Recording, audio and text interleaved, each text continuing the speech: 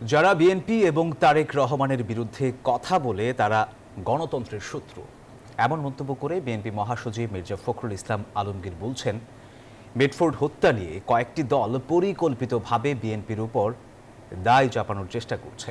বিকেলে নয়াপল্টনে বিক্ষোভ মিছিলের আগে এসব কথা বলেন তিনি। আর গণতন্ত্রের স্বার্থে সব রাজনৈতিক দলকে ঐক্যবদ্ধ থাকারও আহ্বান জানান বিএনপি মহাসচিব। সমাবেশে মির্জা আব্বাস বলেন, বিএনপি বিরোধীদের কর্মকাণ্ডে মনে হচ্ছে তারেক রহমানের জীবন হুমকির মুখে। সাইফুল ইসলামের রিপোর্ট।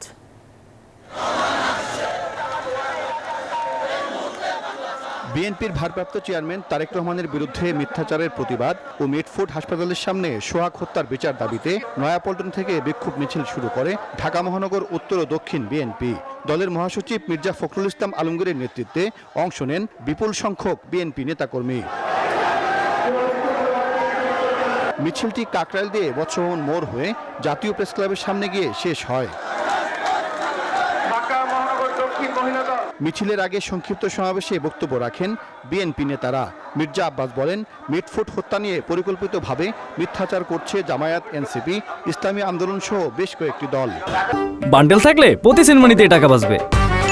বিকাশ সেনমানি বান্ডেল কিনে জিতুন প্রতি লেনদেনে।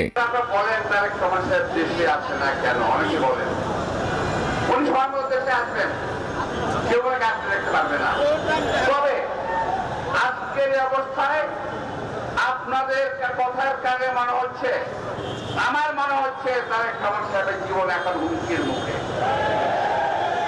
আপনাদের কাজ করবে মনে হচ্ছে আপনারা তারেক রহমান সাহেবকে সহ্য করতে পারছেন না।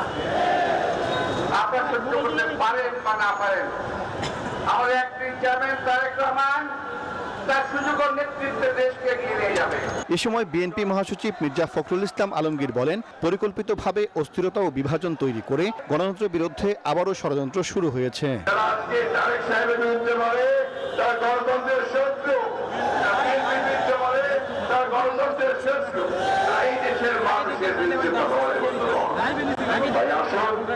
আজকে এই র্যালির মধ্য দিয়ে আমরা সবাইকে জানিয়ে দিতে চাই, গণতন্ত্রের প্রশ্নে আমাদের কোনো আপোষ নাই।